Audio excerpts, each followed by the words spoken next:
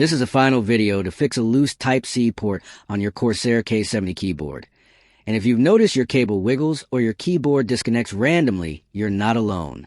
Many users face this problem because the port can loosen over time from repeated plugging and unplugging, and tiny internal clips may get misaligned. Most fixes you find on YouTube or social media are complicated, involve disassembling the whole keyboard, or use tools you don't have at home, which makes them hard to follow.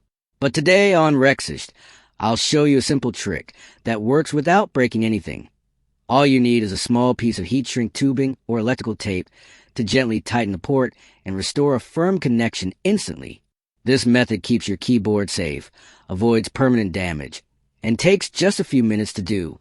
If you want, I can make a full step-by-step tutorial showing exactly how to do it. So comment below and let me know if you want that detailed guide.